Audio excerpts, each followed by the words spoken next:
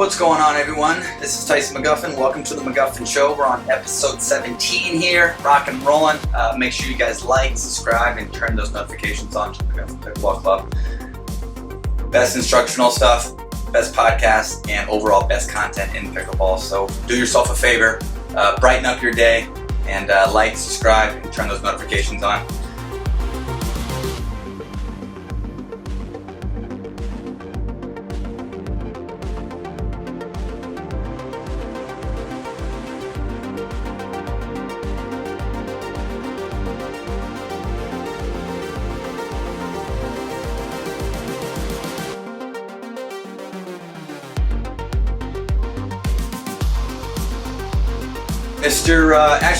This guy's nickname nowadays is K-Mac. K-Mac. Calling his boy K-Mac. And little did I know that was his nickname in high school. Yeah, it's familiar. You're not the first one to do it. I don't mind it. I'll take it. K-Mac, how are you, buddy? Doing good, man. Good to see you. Glad we could connect. I know we've each had some crazy traveling schedules. Sorry, fans. Not complaining, right? It's good life. It's that crazy pickleball life. Just involves a lot of travel. For sure. It's been a long month and a half. I think the last time that we pushed out a podcast episode 16 was right after Atlanta, which was like the beginning of June. So sorry, gang, but a lot has happened since then. Banks is now on her knees, crawling extremely fast. I was gonna say she's all over the house. She's fast. She's even taking a stand at standing up. She was putting her hands on the couch. Now she's actually standing up by herself. She's able to kind of test herself for about 10 seconds, and then she goes right back down. But it's definitely a step in the right direction. It's awesome to see those little progressions. It's so much fun. Yeah, it's so much fun. It'd be funny. Because she's like my youngest, Kira. A lot of personality. Big personality. It'd be interesting to see how she takes the big sister role. Yeah. It's always a little dicey at first. I have 4. So I went through that a while back, but it'll definitely be fun to see how that plays out. Cool. How is your fam doing? Everybody's doing good, yeah. Kids are growing like weeds, and yeah, Callie's doing well. She had her ankle issue for about 6 months after she actually tested the waters and pro mixed with me at a smaller event. And actually, we played the Idaho Falls. It's kind of a smaller pro level tournament. First round, and we haven't played together in years. We thought, what the heck, let's just give it a go. And she played fine, but in the very first round, she had a little misdirection ankle breaker, and she was out with a high ankle sprain for about 5 months. So she's back, she's doing better, eager, hungry to play. So somebody hit a misdirection speed up on her? Yeah, it was Spencer Smith. He gave her one of these little off-speed high and total pretzel, right? Oh yeah, paddles going one way, balls going the other way, and the ankle just totally gives out. It's kind of a scary moment. Thankfully, she's better now. Like I said, hungry to get better. It's funny because I teach a lot of lessons locally, and she's been kind of at me lately, don't give this person a lesson. I don't want them to get any better. She really wants to be an alpha female around here. That's too funny. So it's fun because obviously it's nice when it's her passion as well, and I can help her with that. So no, family's doing good. Kids are all playing a few more racket sports. As far just playing a little bit more pickle. I've got them to the point where and I didn't really realize. I thought with them being young, I could really just work on dinking and maybe hitting a few ground strokes. But realizing they're old enough to full on learn the rules and play the game. Cool. They're big enough to get serves in, so it's been good. Yeah, something we say in camps too is, hey, if you can, if you speed up and you put your opponent in a pretzel, that you have done your job. Callie, do not listen to this episode. Do not. Okay, this is not for you. Steer her clear. Okay, from this one. Right. That is not fun when you're giving yourself a wet willy and your left hand is in your right pocket. And we've all been there. Oh God, yeah. And there's I've said this way too often in camps, and I'm sorry you have to hear it again. There's this photo out there from 2018. I'm playing a Atlanta Open mixed final with Sarah Ansberry, and we're playing Simone and Kyle. And Kyle and I are trying to get our hands dirty, and we're trying to slide middle and get inching over as much as you can. Yeah. The girls are grinding away across. Next thing I know, something slippery comes at me. And my God, there's this photo of me just I have my index finger on my right hand in my left ear, my left hand in my right pocket, and Yeah, Simone definitely put me in a pretzel. It's funny because for the viewers in this room, we've got a full cutout of Tyson just to the left of me, hitting like a backhand slice. It'd be funny if we could have had a cutout of you in the pretzel. That's the cutout that I want to see. Tyson caught in a pretzel. Oh, that's too funny. That's too funny. Had a very successful month of camps. We ran a little Pacific Northwest tour. Had one in Coeur d'Alene, had 24 campers. Had Kyle here and Kimmy McGregor helping me out. Love us some Kimmy McGregor. Cool chick. Great. Very educated on the court and also kicks ass as an athlete. Not only is she a great teaching pro, but she's a great ambassador for the sport. And if you guys know her husband, Darren, Big D, Big D is always taking care of her. They have a company called C&D Nets, some of the best premium nets in the world. But if you guys ever get a chance, either purchase a net, or if you see Darren, tell Darren he's a piece of work. Just kidding.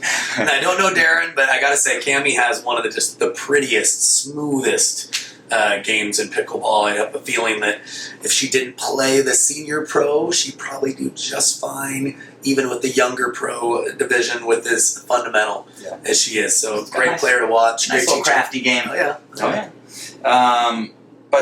So ran a camp in Coeur d'Alene, had 24 campers, and then Kyle and I went to Seattle, taught a camp at Redmond Tennis Center. I believe we had 18 or 20 campers.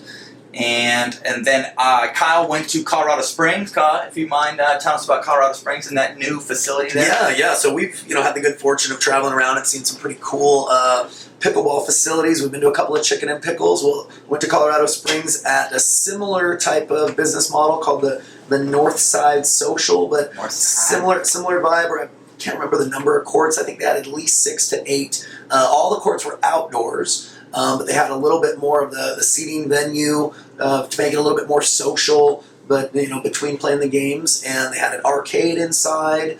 They had a restaurant inside. A couple of other things to just kind of keep you hanging out. And I think that's really I think that's really the business model for pickleball right now. Maybe the country club model can work, but I know that the just kind of renting the courts per hour more catered more towards events and making money off the food, the drink, the atmosphere. I think pickleball is a great focal point to bring people in, and if you can make money, make some revenue on some other things, I think everybody wins. For sure. So yeah, it was great camp, great group of people. I believe I had 10 or 12, but went pretty smooth. Thought that everybody had some good takeaways, and it was fun. The old K-Max special. I mean, hey, hit him with the 1-2. I'm hitting with the 1. I mean, hey, get a K-Max special in your life. Hey, everybody needs one. Life-changing stuff. I'll tell you what. K-Max special. So let's rewind real quick, because I want to talk about. Just kind of have this idea. So Redmond, pretty cool. One of our campers. So this is when I was assisting you a couple of years ago. Ashley. Right, was Ashley Coop? Yeah, was around she obviously we saw some potential a couple of years ago, but she was a 3.0, 3.5 maybe at the time. And to come full circle, so we had her in our camp now at Redmond, and right after the camp, she actually played, I believe, in her very first SoCal APP pro level. She played at the pro level, and I think they got a win. I think they did. They went 1 and 2. She played with Michelle Louis. Michelle Louis' parents own One Shot Pickleball. And very cool. And we're not going to take full credit, but we definitely gave her some added tools and upped her IQ. We lit the spark, if nothing else. Lit the spark, right? Little T-Mac and a K-Mac special, simple as that. But it's a fun subject for the viewers to listen to. But something that she asked us is, hey, like for me to get to the pro level, it seems like I need all the shots. And something that I told her, and I think this definitely puts things in perspective, is there's only a few people out there that have the full package. You take a look at my game, you take a look at Riley Newman, Matt Wright. On the women's side, I feel like Simone has the whole package, but Lucy and a couple others really, they shine in 3 or 4 areas, but they don't have all the weapons, or they don't have the entire variety package. If you take a look at my game, and something that I told Ashley is, I feel like I do 4 things pretty well. I'm a gamer at heart. I make sure to leave it all out there. I compete really well. I'm aggressive with the serve. I'm aggressive with the drive. Kind of goes hand in hand. I make sure not to miss a dink, not to miss a drop. And my hands, I would say I probably have top 5 hands. But I don't have all the offense. I don't have all the offensive tools. You don't have as much misdirection. I don't have a ton of misdirection. For sure, right? For sure. I mean, my game's pretty simple, and I know what I do well. I know my identity. I play within my comfort zone, and I think if you take a look at players that are shining at that level, they know what they do well, and they play within themselves, and it doesn't have to be any better than that. Yeah. Something I told Ashley is, this idea or this fantasy world that that you're climbing a mountain to get to a certain level and you have to add so much to your game. No, you just have to fine tune. Yep. Right. Yep. Well, I think and we've talked about this. I think it's about having the right combinations of shots that go together. Right. Yep. So if you have a huge serve, it might not do you a lot of good if you don't know how to hit a drive. Right. So it might be kind of a wasted risk and reward if you dink really well. Aggressively, but you don't really know how to speed up, then maybe you're missing something a little bit because you're going to get that ball that maybe you can attack with. Or, if you dink defensively, but you don't have very good hands, then maybe you're going to be in a situation where you're getting attacked. And Kyle, if you don't mind, go into detail about that, because something that we talk about in our camps is tendencies as a counterattacker, tendencies as an attacker, and you can kind of see their tendencies by the ball trajectory of their dinking. So if you don't mind, things that you look for as you're playing opponents, Yeah, absolutely. So, I'll use myself as an example. I don't love being attacked. So I tend to, when I get kind of a neutral ball dinking, I'm looking to take control of that point. I'm looking to hit a lot more push dinks, play it a little closer to the net, play a little bit more aggressive so that my opponents don't have as many looks at just rifling or speeding up at me. I know that there's a lot of other players who know that their strength is their hand speed or their counter-punching ability, and they don't really have to take as much risk or do as much or play as close to the net with their dinks. They can put a little bit more air under it because they're saying, hey, I want you to attack me. I want you to try to thread the needle. Bring the heat. Riley, a perfect example. True. Riley, I'm not saying he can't dink aggressive. I'm sure that he can. He dinks more aggressively crossing, does up the line, and gotcha. Like most people do, but he's not afraid to lift a couple balls. If he needs to go in that mode of just if he's made a couple errors, he's probably going to put a lot more air under the ball and just kind of trust his hand speed. So knowing what your natural strengths are, I think is the first step.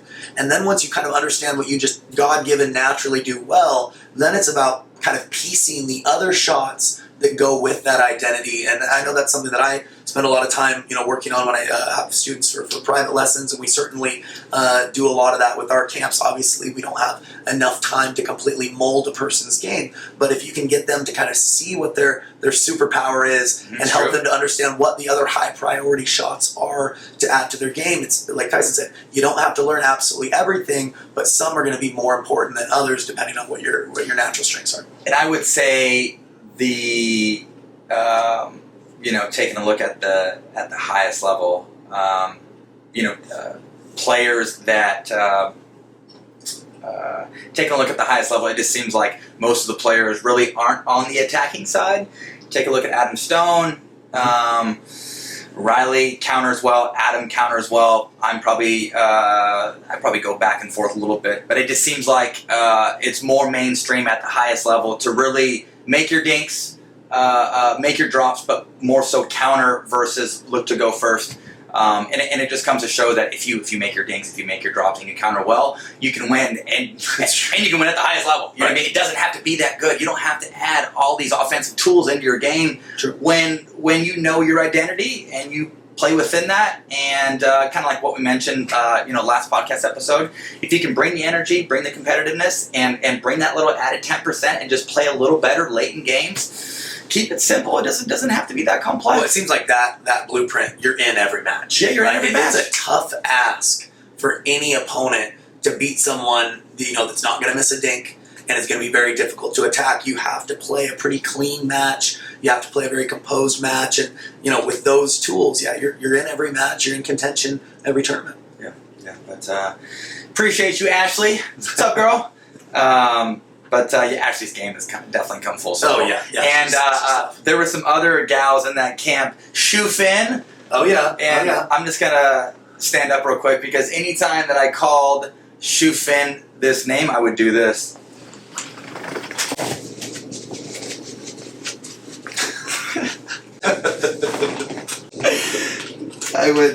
I would essentially point at my shoe, and then I would act like I had a little fin on my backside. Whatever helps you remember. And I would do a little 360 shoe fin.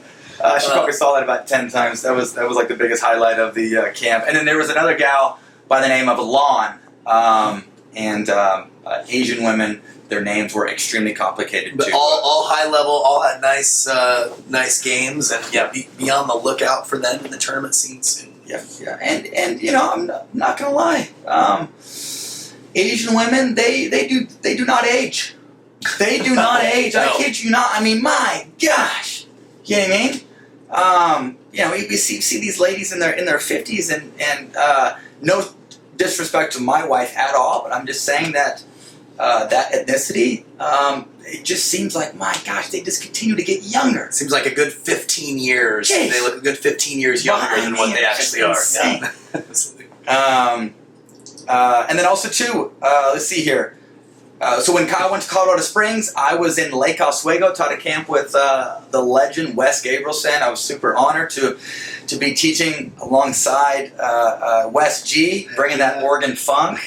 And also I had Eric Lang. Got some games in with Eric, Wes, and a guy named Patrick Williams. That's Nick Williams' brother. Nice. Patrick's playing super well right now. But it was cool to see the Oregon gang. We taught at George Rogers Park during Lake Oswego. Lake Oswego is a suburb of Portland. Super nice area. We ended up staying with the host family on the water, and we totally got taken care of and got pampered. So appreciate Carl Schmitz. Give a big shout out to Carl Schmitz. He helped kind of put on the camp. And love Carl. Yeah. Pro Pickleball. Yeah. Holy Schmitz. Love me some Carl. That actually comes from Rob Cassidy. Holy Schmitz. Yeah, Holy Schmitz. That would come from Cassidy. Oh, yeah. That would. Oh, yeah. RC, baby. Shout out to RC Cola. Shout out to RC Cola. And then, Kyle, if you don't mind, tell the viewers about Falmouth, Maine.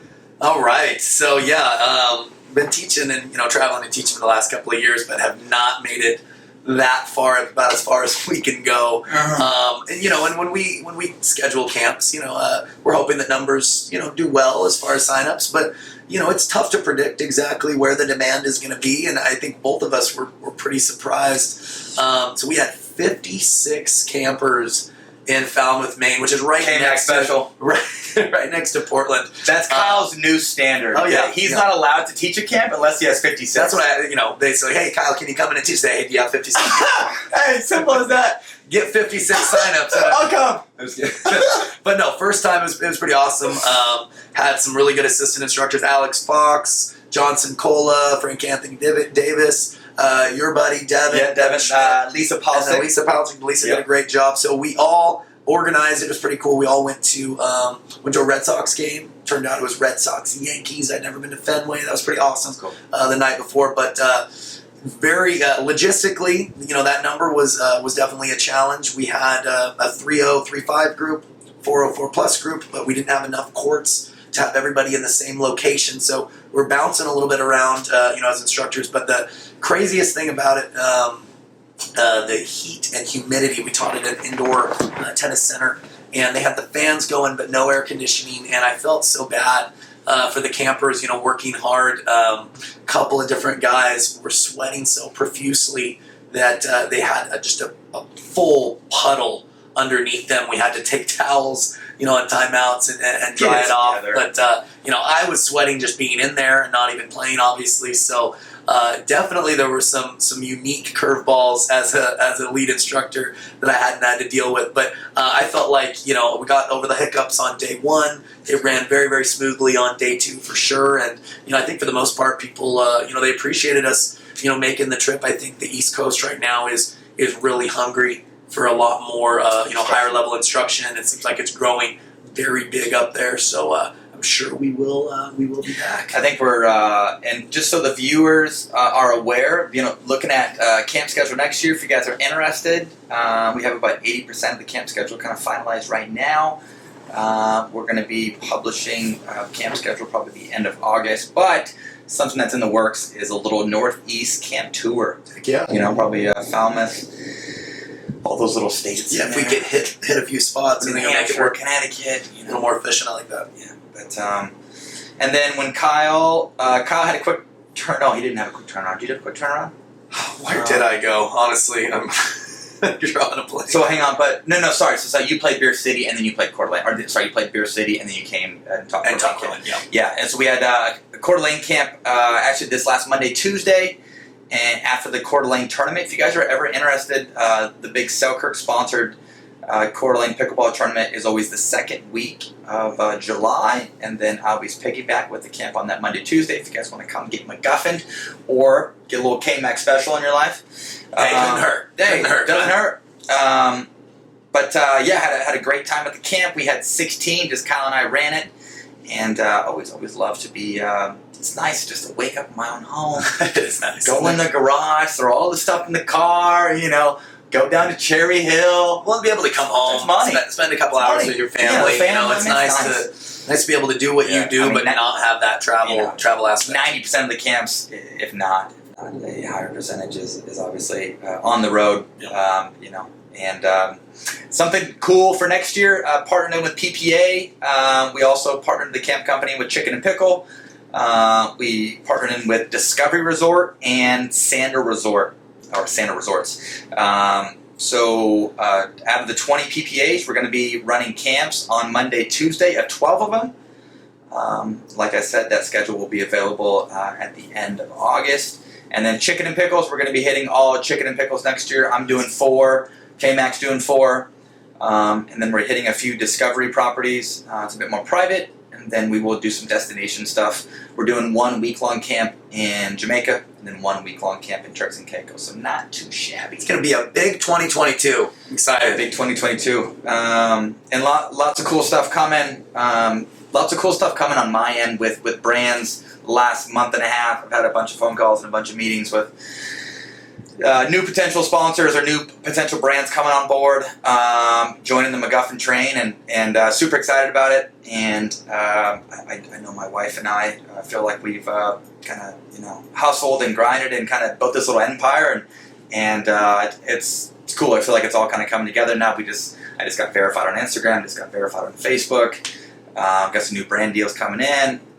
Recently just contacted a company to kind of help manage all my brands and take some stuff off my plate. We have plenty going on. 3 kiddos, YouTube channel, camp stuff, 20 tournaments a year. I mean, it goes on and on. So. Well, it's cool to see. I mean, a lot of either athletes or just full on companies. I think the strategy for the last couple of years has been, do the work, do the grunt work, position yourself to be there when the growth of the sport, and be there to capitalize on it. It seems like the hard work's paying off, right? So getting ready to be part of this growth, which is great. Very appreciative and thankful for everything that's kind of come to us. And I know my wife more than anybody is super pumped. I mean, she's kind of been the front runner to really getting my brand launched and just kind of pushing and just adding more to the TM brand. So Mama is happy. She's 34 weeks pregnant. She's not happy about that. She's been pregnant for about 2 years straight. She's ready to pop this little man out. We actually have a baby boy coming. Picked out a name. His name's going to be Mac.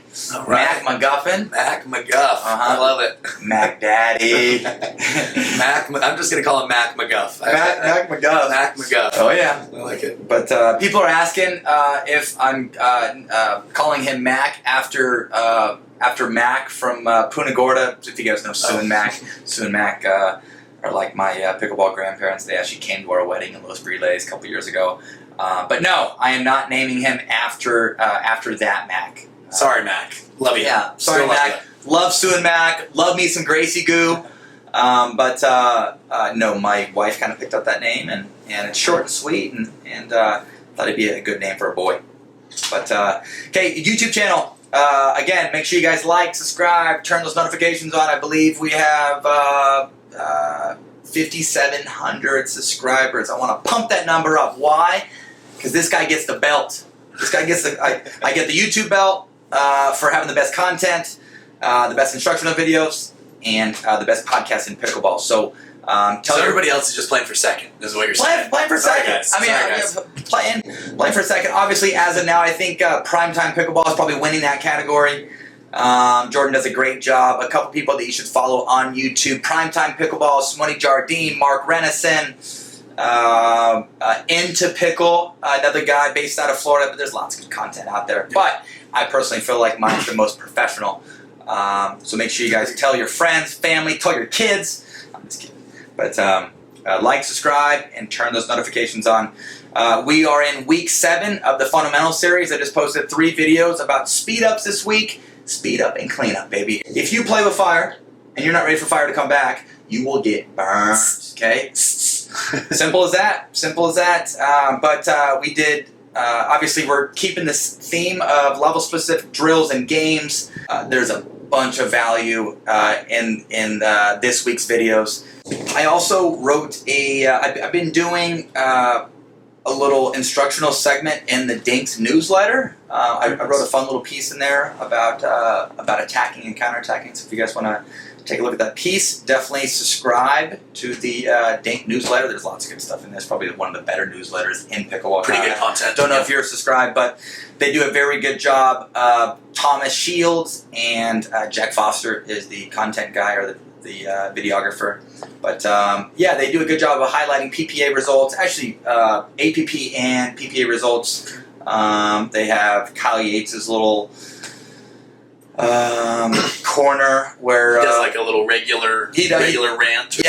Correct. Kyle's rant. That's what it's called. It's called Kyle. That's what it's Is that called. actually what it's called? I was looking for the word. It's called Kyle's rant. Okay. There's Tyson's teaching corner. There's some other fun stuff in there. But if you guys have not subscribed, definitely check that newsletter out. But yeah, just talking more about attacking and things of that nature. Something that we do know is, there's two different types of speed ups. There's a calculated, which is kind of like your 30 to 40% speed up. It's well placed. It's well disguised. You're aiming towards a location that's going to force your opponent to feel vulnerable, or maybe get them to pop it up so you can use your little 1-2 combo, or you can use that cleanup ball.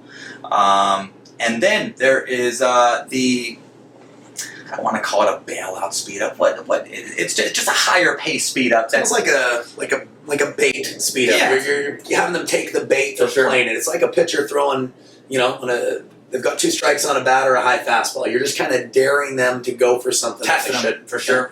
And I would say generally that speed up is at 80 or 90%. It's a little higher, maybe at chin music, or maybe it's just through them.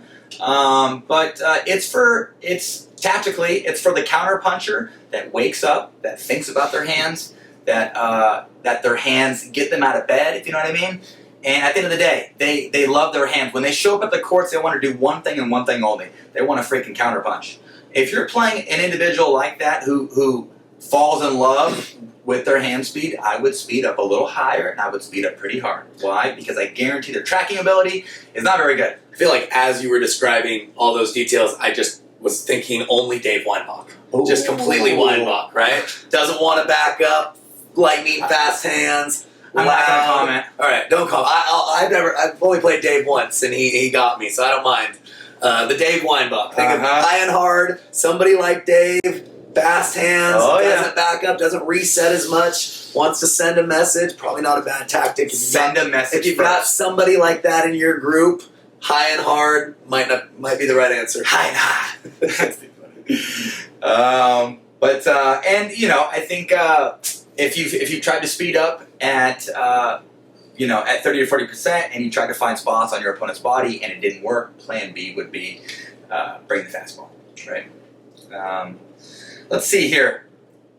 The UFC fight this last weekend with Conor McGregor and Dustin Poirier broke my heart. Mr. McGregor used to be my man.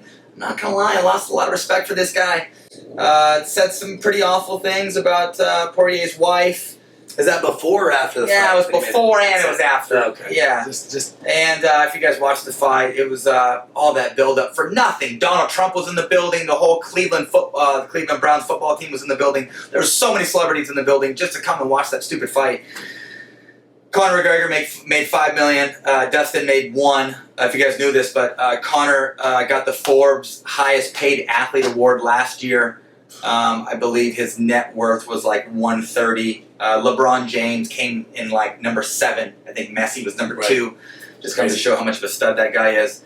And I just don't think he's hungry anymore. I mean, gosh, I just don't think he wants to get up and do crazy workouts like he used to when he didn't have all that. And I think when you financially are that set, you have everything in place, and you're that much of an entrepreneur, and you're that successful, it's tough. It's tough to be competitive. It's tough to be hungry, you know? Well, it comes down to what's your why. And I kind of learned this. What's your why? What's your why? And if his why was to be successful and to make a lot of money, yeah, I mean, he's already there, right? So, like, he's got to have something internally that keeps him going. It's nice to, kind of keep that chip on your shoulder if you want to continue to be a high-performing athlete. But if your why is, success-driven, and you've already got it, it's tough to maintain that same level of motivation. It's true. So he got beat up. I mean, when they were on their feet, it was pretty even. And then Dustin took him down. Connor tried to go for a guillotine choke, which makes no sense because Connor was talking trash about wrestlers all week and was talking trash about jiu-jitsu fighters who submit people. But Connor got put in a position where he was being taken down, and he tried to choke him out. So it just comes to show hypocrite. Yeah, I mean, such a freaking hypocrite. And anyhow, then he got pummeled on the ground for 2 minutes with some ground and pound. And I've seen this happen 3 times in the last 6 months. You guys all know I watch the fights every Saturday night. There's been 3 fighters that have all broken their shin, tibia, fibula, and Connor went for a kick, and Dustin checked it with his elbow. Crazy, checked it with his elbow. So he went for a head kick. Yeah, for a head kick. Checked it with his elbow, and then Connor tried to plant back. You saw it kind of just gave out. Nails on a chalkboard. It's tough to watch. Apparently, Connor's making excuses, and I hate saying this because he's my guy. He's making excuses and saying that he had a what? He had a break. He said he had a stress fracture. The UFC knew about it. I read that article. I don't know much more than that, but it seems like he's trying to throw them under the bus. Maybe they shouldn't have let him fight. That the doctor kind of pushed him through a little bit. Maybe there's some truth to that. I don't know. Yeah, but kudos to Poirier. The guy's a stud. He's your all-American, humble, classy fighter. Does a lot for his community. Lives in Lafayette, Louisiana, and he's got a bunch of foundations and really does a good job of giving back. And he's got a daughter. Anyhow, just overall good dude, family man. Kind of opposite of McGregor in a way. Complete opposite. The brand. Complete opposite. It was too bad because I actually liked McGregor's approach in the last fight against Poirier. He was kind. He was generous. He was very different from how he used to be. And then leading up to this fight, all the pre-interview stuff, all the stuff leading up, he was back to his old self and talking a lot of trash about his wife and all that. I just don't like that. So we'll see what happens with his career. But at the end of the day, financially he's set. He doesn't need to come back and fight. He doesn't need to prove anything. No, he doesn't need to prove anything. And what would have made the fight a lot sweeter if Joe Rogan did not get on the ground and put the microphone in Connor's mouth. When Connor's leg is broken, this makes no sense to me. Connor's leg is broken. He's obviously pissed off. And I like Joe Rogan, nothing against Joe Rogan, but don't put a microphone in a man's mouth when his leg is broken. And what do you think he's going to say? He's going to say crazy stuff. I mean, literally, the first 30 seconds that Connor was talking, it was like the richest Irish voice, right. And the accent. You couldn't hear a thing he was saying. Brought out the full. Oh my God! It was accent. The true Irishman came out. Yeah. You couldn't understand a word. And anyhow, come on, Joe. What are you thinking? Come on, Joe Rogan, put me on your podcast. By the way, okay, I'm the coolest guy in pickleball. Get me on your podcast. That'd be a pretty sweet invite. That'd be pretty cool. Okay, let's talk about some tournaments that we had. PPA San Clemente. PPA just signed a deal with Lifetime Fitness. Don't know how many tournaments are going to be at Lifetime facilities, but beautiful venues. They have the whole shebang. Indoor tennis, bar, restaurant. You can go inside. There's lockers, showers. It's definitely a step in the right direction. And what I liked about the PPA San Clemente center court was that the little bowl, that they had was more so suited for pickleball. you take a look at the Atlanta setup in like championship court, it was huge. It was more so for like a tennis crowd versus a pickleball So it's a little bit more intimate. It's a bit more pickleball specific and a bit more intimate, and it felt like the fans were on you. Were in Atlanta, they were so spread out, so they just didn't feel as intimate. Yeah. And well, I know you thrive on that energy, right? You thrive on the crowd, yeah. Yeah. So, like the setup, like championship court, it's a beautiful venue, and the PPA did a great job. Obviously, we're in San Clemente, Orange County, not a bad area to be in. Not too shabby. Everywhere else in the world, it was about 105 degrees in San Clemente. As we all know, in Orange County, it's always 75, blowing 5 miles an hour. Life is good. San Clemente guarantee right there. That's right, baby. But let's see here. So singles was on Thursday. I ended up playing Jay, and Jay beat me up a little bit. I actually I was up 10-6 game one. Had a couple. I think I had two looks at game points, and Jay played well. Jay played well and was able to step it up. And I was not able to find the level that I needed to. He definitely poked the bear after I lost that, and I was able to wake up. I played Dan Roditi, and then played Gabriel Joseph, and ended up taking bronze. Let's see. And with the PPA, you don't get the chance to fight all the way. Correct. Single elimination. Once you lose, bronze is bronze the best you can do. Single elimination. So at the Atlanta tournament, I was fortunate to win men's doubles in 3 in the winners bracket semi, and then beat Zane in 3 to in the semi to make the final. This time around, lost in 2 to Jay in the semis. But taking bronze, I was happy with that.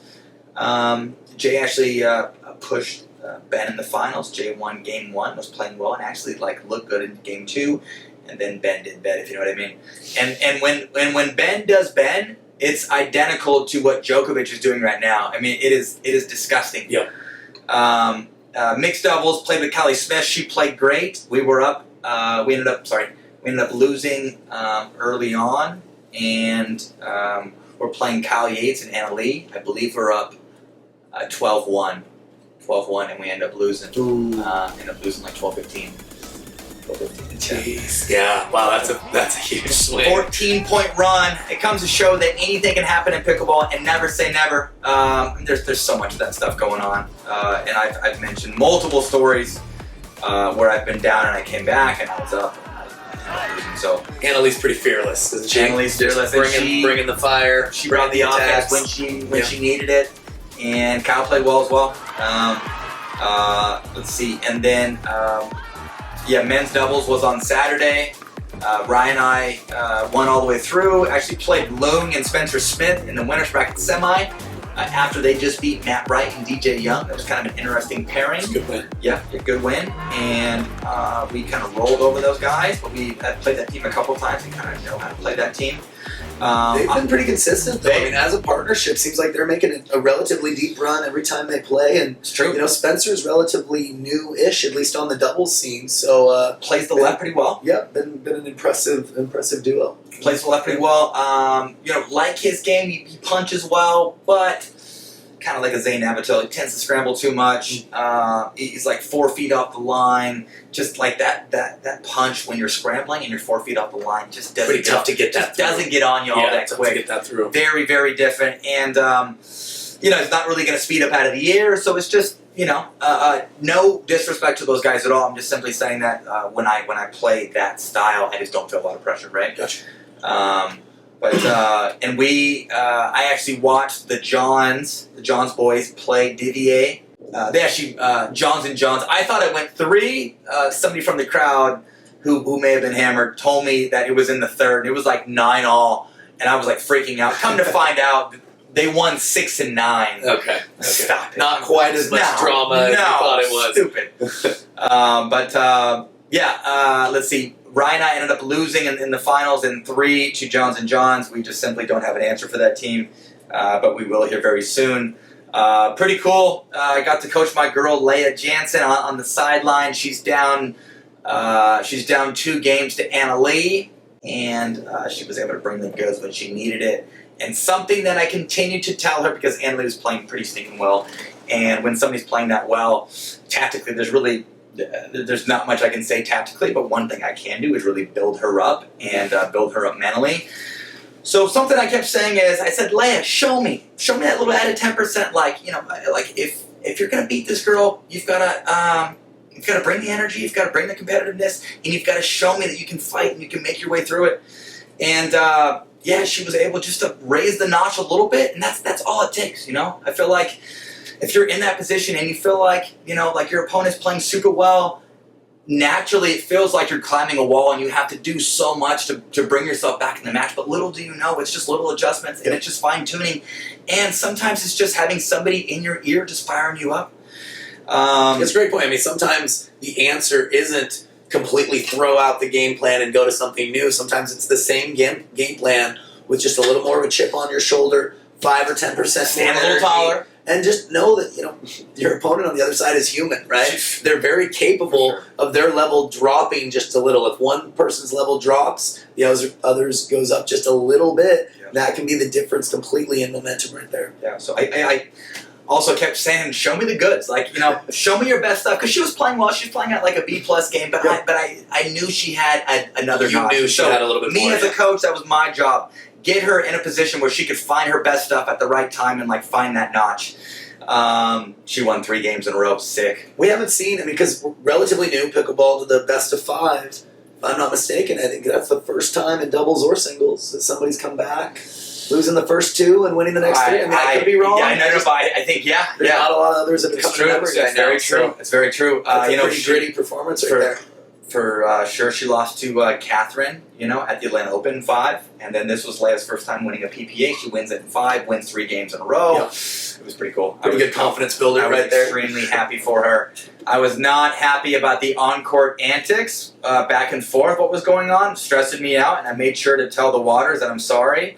Obviously, Ben beat Jay in the finals. Ryan and I lost in 3 to the Johns.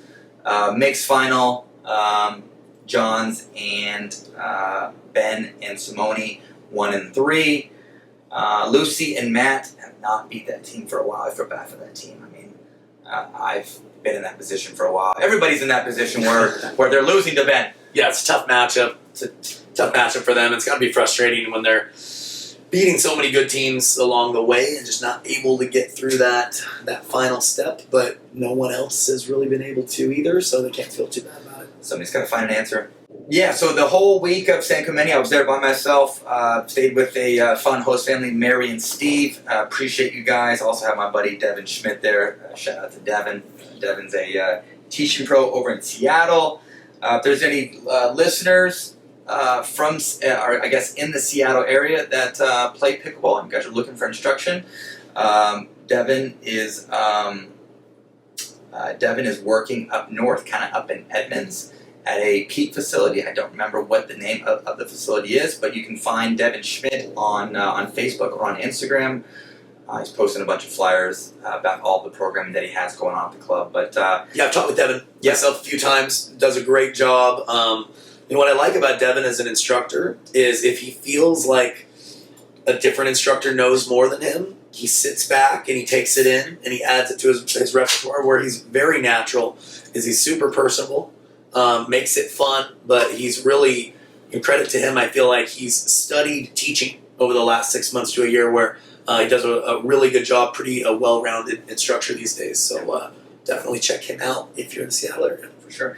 And then directly after PPA San Clemente, I had the fam fly-in on that Monday night. I was in Orange County for 2 weeks, played PPA San Clemente, and then played the USAPA Newport Beach Regional Championships. But pretty cool. Yeah, I had the fam fly-in on Monday. We got a big house in Costa Mesa, California, which is like 30 minutes from Newport. Love me some Orange County. Love me some Orange County for 2 weeks, baby.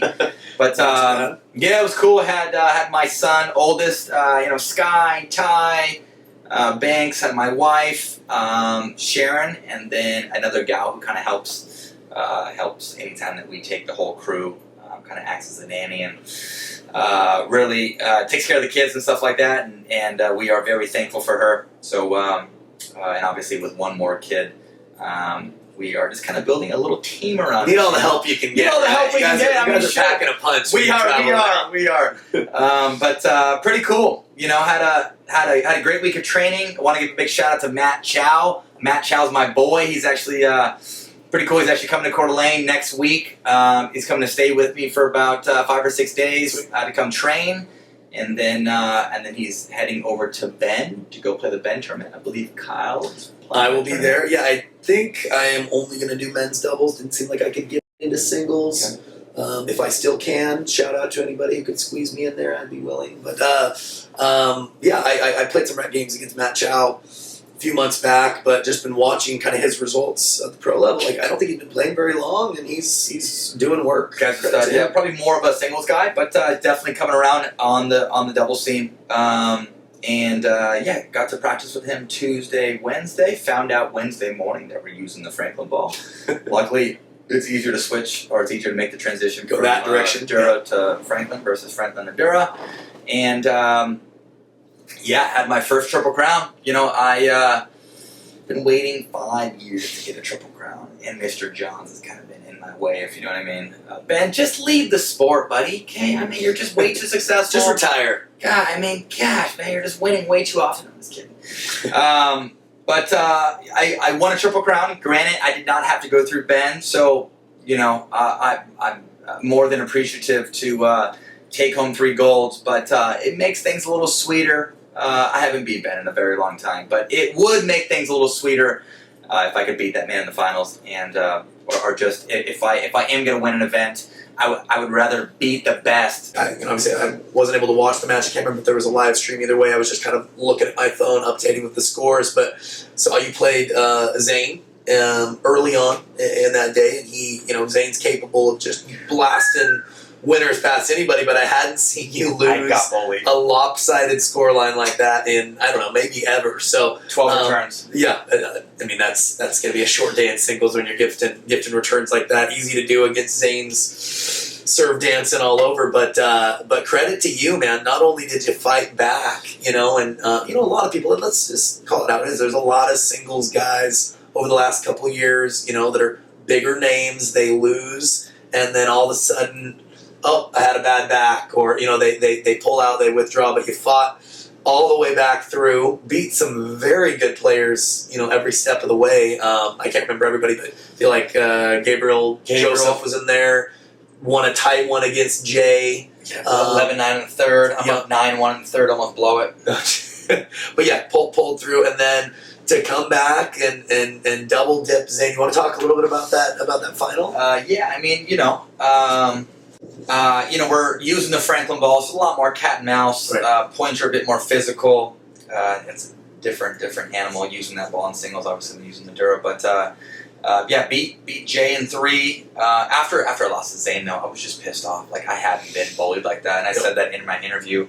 I haven't been bullied like that in a while. And was he beating you with cat and mouse in that first one, or was he? No, it was just like highlight reel stuff. Like, I mean, if I personally feel like against Zane, if I can defuse the train, neutralize the return, get enough on my 4th ball, then I'm fine. I win a very high percentage of the points when I can make the stupid return, right, and I can defend on my 4th. In that particular match, I was missing returns and I was just getting past them. Right. Well, yeah, I lost 3 and 2 in 15 minutes. I hadn't been beat like that in a while. I could feel Zane in me, if you know what I mean. And my. So after that, I got pissed off, man. I got pissed off, and what I forget about myself, and you've heard me say this, during camps and stuff, is I grew up as a wrestler. I grew up as a dad who was kind of a hard ass, and the best when I need to get the best out of me, if I want to bring out the best stuff, I've gotta call myself some names, put myself in a position where I'm able to compete at the highest level, but sometimes I kind of have to just go a little ballistic, but it's more so to myself, and I have to tell myself some things that most people shouldn't tell themselves, if you know what I mean. And that personally wakes me up. You've seen that. You saw that at WPC. Tough love. Tough love. Yeah, that gets me going. Yep. That gets me going. And against Jay, against Jay, I lost game 1. I'm down game 2, like 2-6. I got pissed off. I told myself some pretty dirty things, and I kid you not, I looked at my wife with some freaking fire in my eyes, and luckily I had her and the whole gang on the sideline to kind of keep me going. I made sure not to say anything naughty in front of my kids, but I ended up waking up and found some of my best stuff, and ended up beating Jay 11 out of the third, beat Zane in 2, game to 15.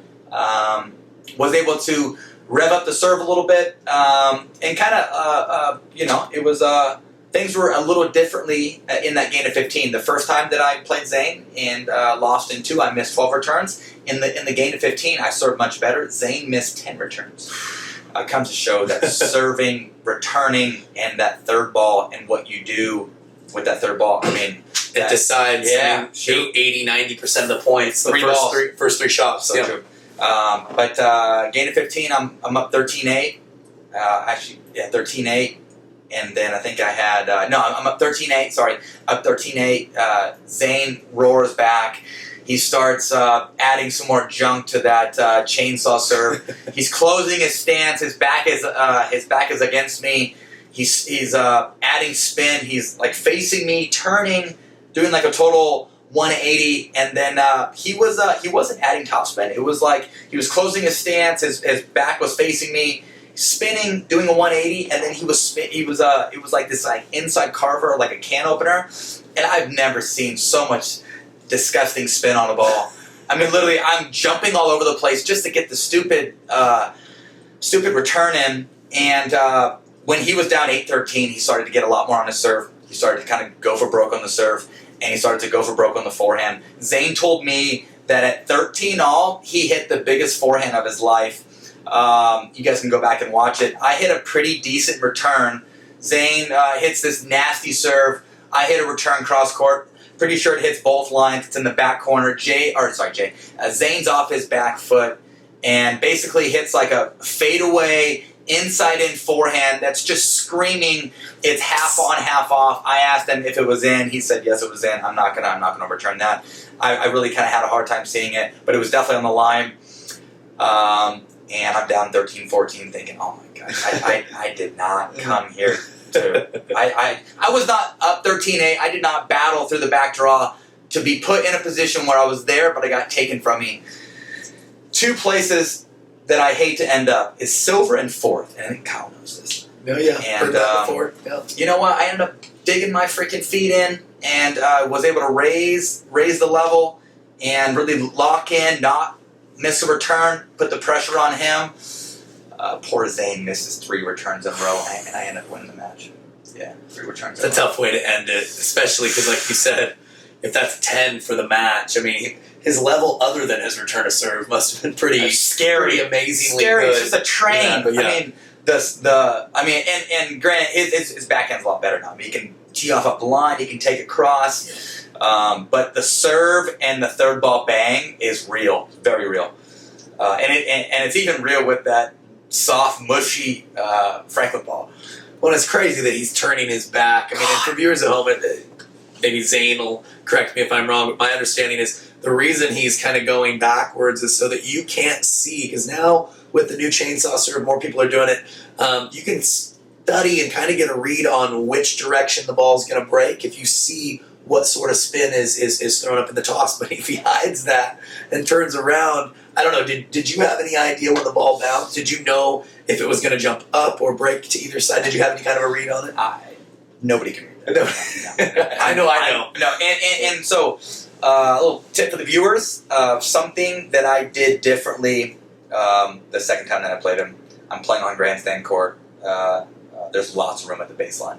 And one thing that I did not do early on was like respect his serve. You know, I'm taking the ball way too early. Yep. On the return, I'm trying to rush. There's no need to rush when there's that much goo on a serve.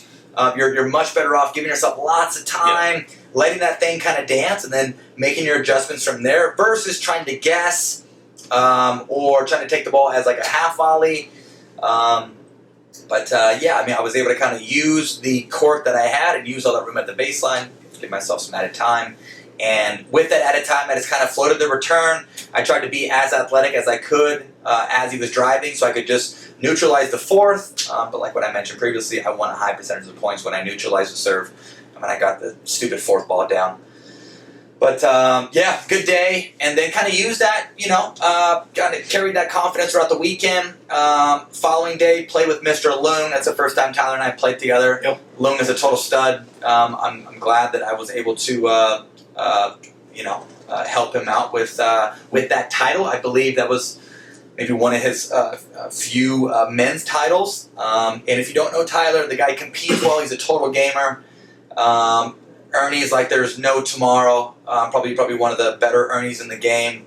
And played well all day, man. I mean, honestly, to be honest, each match the guy didn't miss a drop. He didn't miss a dink. He countered well. Didn't speed up a whole lot, but that's not his game. And like we were talking previously, you really just kind of need two things to be at a high level: counter well, make your dinks, make your drops. Simple as that. And Tyler does that very well. Yep. We kind of rolled all day. We beat Wes and Steve in 3. They were the 3 seed. Tyler and I were the 2 seed. And then in the winners bracket final, we played Jay and Zane. Beat those guys. Can't remember if we beat those guys in 2 or 3. I believe we beat them in 3. And then Jay and Zane came back through. We played him again in the finals and beat him in 2. But Loon's a cool dude, man. Was glad to, or was fortunate to go to battle with him all day and gained a lot of respect for his game, him as a competitor. And I just didn't know that he could really lock in and play at that level like that. And I mean, it's funny, you get a different perspective, obviously, playing against somebody than you do playing with somebody, right? I remember it's been a couple of years, but I don't know if you remember this conversation is when I think you were kind of thinking about who to align with as far as partnerships going forward, and I gave you 2 names, and it was Riley and Lou. I just feel like there's a lot of little X's and O's reasons why those guys would be a natural pairing for you, so it's happy to see that first time you played together, it worked out. Yeah, it's awesome. Yeah, for sure. And then played with our girl Leah Jansen on the mixed day, and pretty cool. We cruised all the way through, didn't lose a game, easy peasy. Really felt like we were back at home, indoors. Playing at 7 a.m. And for the viewers, Leah lives in Spokane for the last year and a half. She's obviously been in our area. We kind of took her under our wing, made it a little project for the first 6 months. Her game totally skyrocketed. We're not taking full credit for her game, but we're taking some. Give yourself a little pat on the back. Just kidding. But Leigh and I, usually when we get a foursome, usually it's Leigh and I playing, Kyle and Rafa, or Leigh and I playing Matt and Kyle. So Leigh and I have played a lot of mixed, and kind of nice. I don't usually play. No disrespect to Leia's game at all, because Leia can do everything and she can totally cover her own. But since I'm very comfortable with Leia, and she lets me take lots of court in rec, I was able to take lots of court, on that Sunday. And I would say out of most women that I play with, I probably play a bigger piece of the court with Leia than I do the rest of the females. Why? It's because Leia's comfortable with that, and we've practiced a bunch kind of in that setting. But that's your first time playing together, correct? That's our first time playing together. Yep. Yeah, we ended up beating Stratman and Dylan Frazier. Dylan Frazier's a total stud, by the way. The guy is a complete stud. Played them in the winners bracket final, and then DJ Young and what is her name? Her first name is Maggie. I don't know her last name. Maggie Basha. Very new Dan Roditi student. She ended up making the final, playing with DJ Young, and DJ Young put on a clinic in the 4th place match to get to the bronze, and then put on a clinic in the bronze. Literally played the whole court. It was some Ben type stuff. But talk about somebody who might have all the shots. Yeah. He's maybe at the top of that list of he can do a little of everything. But he was not going to do that against us. Sure. There's no way he's going to sustain that against us. I was not going to allow that to happen. You haven't lost to him much. You match up pretty well with him, don't you? I've lost to him maybe once. Okay. But yes, I think I definitely have a winning record against DJ. Guy's a stud. Just like what Kyle mentioned, he's got a lot to his game. There's a lot of dexterity to his game, and does a lot of things well. But Leigh and I rolled all day. Was super happy to be playing with her and to win Triple Crown on that last day. And even cooler, I had the whole family there watching. There's some cool photos of Ty and I, slapping hands after the match. I had Skyman there. The boys were, it was kind of cute. The boys were, at the medal stand passing out medals. There was tournament players that were like taking pictures with my kids, and they were excited about it. They were even posting on Instagram and tagging me. For all the viewers and listeners out there, if you guys want to take your kids to that Newport club, it's very family friendly. Charlotte, Pat, and Patty do a great job of organizing events, making it fun,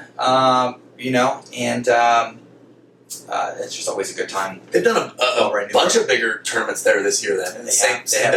They kind of have their own little series going on, cool. And the club's very active. And kudos to Pat, Charlotte, and Patty. They've done a great job of just general organization and building membership, running events, and just making it fun, I was glad to see you and Leia did well, because I got to be honest, I knew, I picked you guys to win it, but there's just that little part of me that wonders, because sometimes familiarity or too much familiarity tends to not can sometimes not translate on the court, right? True. Because you feel comfortable enough to tell somebody how you're feeling, right, in a given moment. But that's true. I'm glad, like I said, we've done enough rec games. I think that you guys have a certain ebb and flow that you've gotten used to, beating up on Matt and I at times, and glad to see you guys take home the title first time playing together.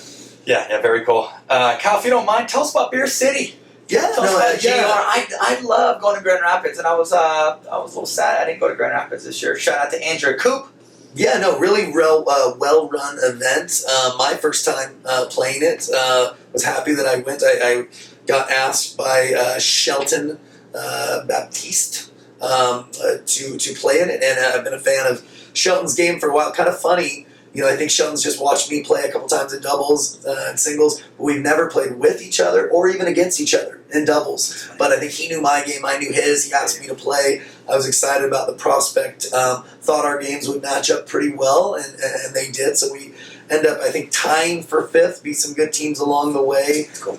Really cool setting, too. Like I said, well-run event, more intimate setting. You can tell that the Grand Rapids, Michigan area loves then some pickleball. We had a lot of fans out watching, which was cool to see. Pat and Jay ended up taking the title there, but there were a lot of good teams there. Adam Stone, Steve Deacon got second. We ended up losing.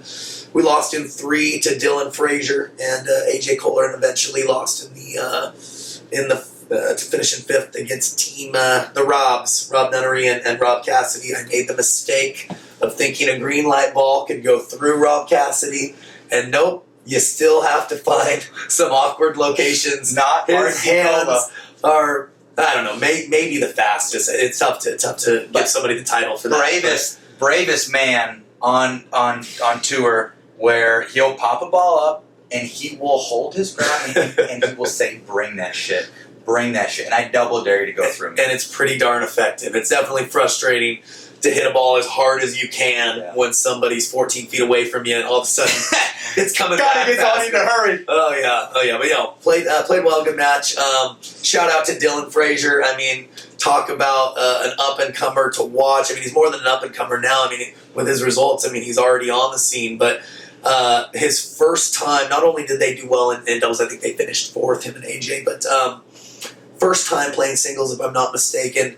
And he just goes through the back draw and wins, 5 or 6 matches in a row, beat a lot of good names, got a lot of good players, and ends up getting the bronze. I mean, I'll be honest, I knew his game in doubles, really fast hands, consistent dinker. I didn't think that he would make that kind of a run in singles, where it's just totally different skill set that generally pull through. So credit to him. He's definitely a player to watch in not just doubles, but singles now too. It's true. The guy's got game. Mr. Mckenzie, if you don't mind, give me your instructional nugget of the week. All right, instructional nugget. So as coaches, one thing I think that's really, really important, as we're giving group lessons and private lessons, I'm really big on, and I think so many students, especially when they're taking lessons and learning new shots, they're so focused on, did they make the shot? Did they execute the shot? I'm a really big believer in identifying good misses and bad misses. And I think as a teacher, as an instructor, you need to remind your students, hey, that was a good miss. You missed the shot, but you did, this, and this. That's exactly what we're working on. The only reason you didn't make it was one, this tiny little thing that's a quick fix versus, the ball might hit the net, same location, but the ball path was a little different, or it just wasn't what you're working on. So being able to help students understand what a good miss is, what a bad miss is really important for long-term growth.